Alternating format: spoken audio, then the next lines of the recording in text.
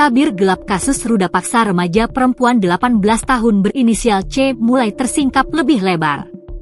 Meski Bribda Sa dan Bribda Ni telah resmi dipecat, kuasa hukum korban, Romianto, mengungkapkan fakta mengejutkan. Dia mengungkapkan ada dugaan keterlibatan 4 oknum polisi lainnya yang hingga kini statusnya masih sebatas saksi. Romianto menegaskan keadilan tidak boleh berhenti pada 2 pelaku utama. Menurut pengakuan korban, terdapat total 5 hingga 6 orang yang berada di lokasi saat peristiwa keji itu terjadi. Status mereka kan kemarin pada sidang etik itu masih saksi. Kalau saksi, mereka kan pasti melihat langsung, mendengar langsung dan tahu peristiwanya. Sebagai seorang anggota Polri, kenapa mereka tidak melaporkan? Artinya di sini ada peran turut serta dan pembiaran, tegas Romianto, Sabtu, 7 Februari 2026. Jeratan hukum berat dan ancaman intimidasi. Tim hukum korban kini tengah mengebut persiapan berkas perkara ke kejaksaan.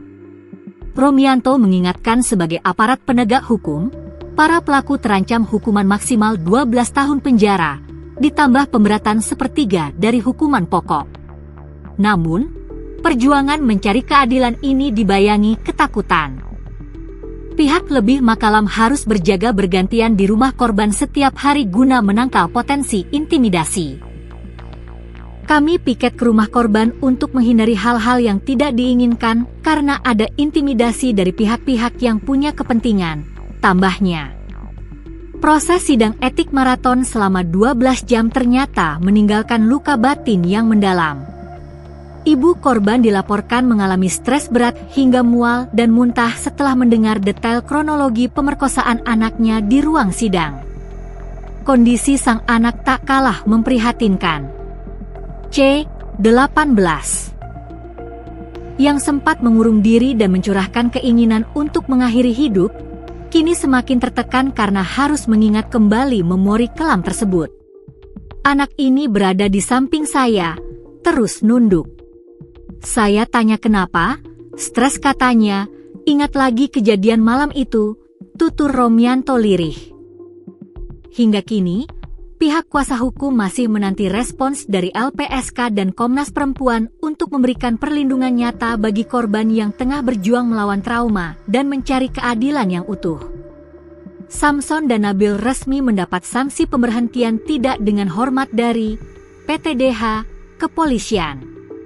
Dalam sidang, Komisi Kode Etik Polri, KEP, Samson dan Nabil dipecat karena terbukti melakukan pelanggaran berat dalam kasus pemerkosaan perempuan 18 tahun di Kota Jambi. Mereka berdua melakukan pemerkosaan beramai-ramai bersama 2 warga Kota Jambi bernama Indra dan Christian yang juga tersangka. Pemerkosaan itu dilakukan di 2 tempat berbeda. Komisi Kode Etik Polri menyatakan Bribda Samson dan Bribda Nabil telah melakukan tindakan tercela yang masuk kategori pelanggaran berat. Dalam sidang etik yang digelar secara tertutup lebih dari 12 jam di Polda Jambi pada Jumat, 6 Februari 2026, malam, KEP menjatuhkan sanksi pemberhentian tidak dengan hormat, PTDH.